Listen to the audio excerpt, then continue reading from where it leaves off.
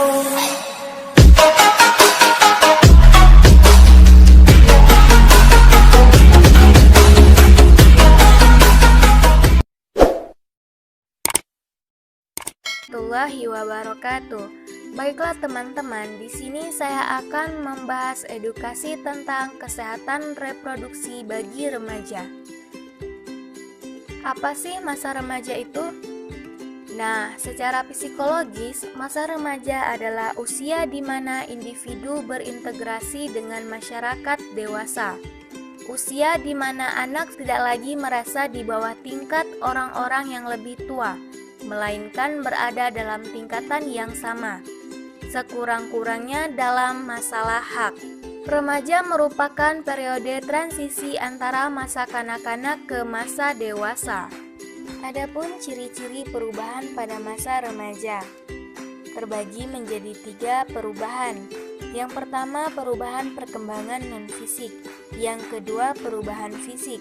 Dan yang ketiga, perubahan kejiwaan.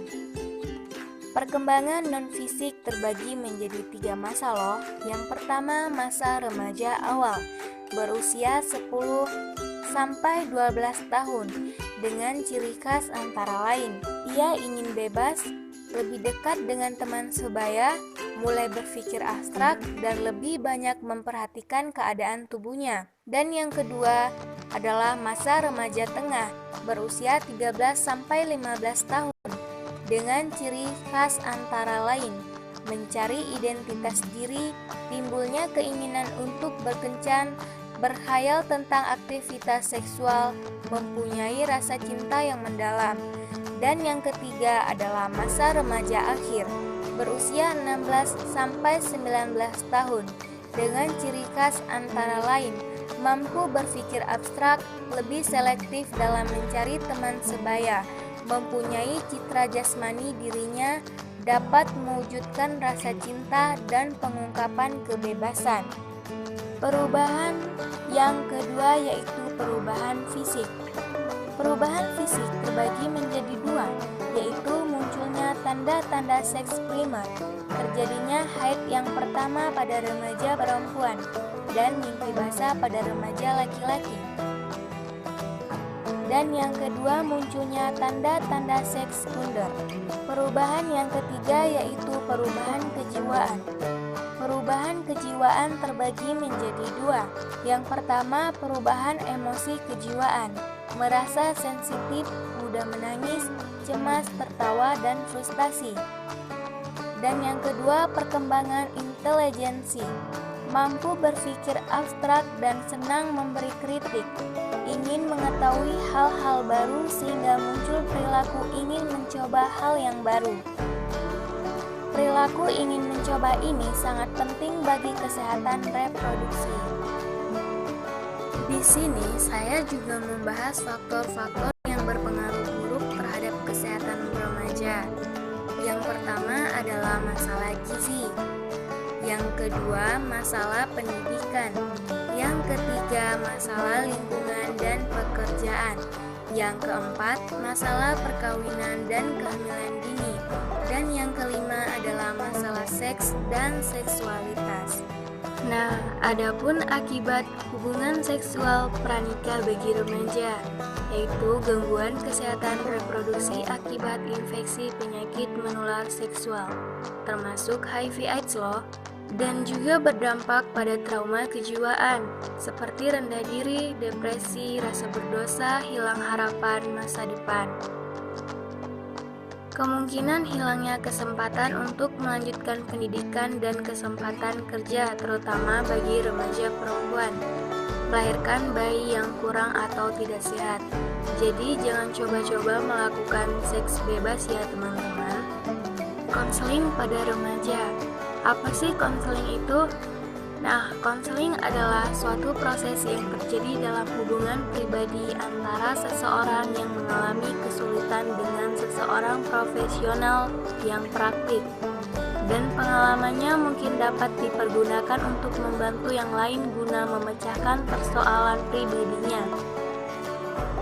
Jadi, tujuan konseling yaitu memberikan dukungan sosial dan psikologis bagi mereka yang bermasalah, atau bagi mereka yang membutuhkan.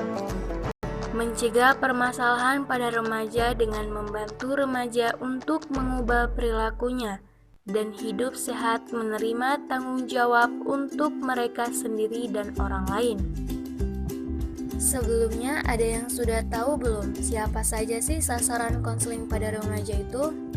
Nah, jadi konseling dapat diberikan kepada siapa saja yang membutuhkan. Tetapi dalam konteks ini, konseling diberikan kepada remaja atau siswa yang mempunyai permasalahan, membutuhkan teman bicara untuk menyelesaikan masalahnya. Jadi waktu dan tempat konseling itu dapat dilakukan hampir di mana saja, tetapi tempat yang terpilih harusnya bersifat pribadi atau menjaga privasi, nyaman, dan tenang, ataupun berada di tempat yang tidak dapat mendengar pembicaraan lain. Berada di tempat yang tidak dapat terjadi gangguan, misalnya di ruang bimbingan konseling atau ruang pembimbing akademik. Nah, jadi kita sebagai remaja memiliki hak loh.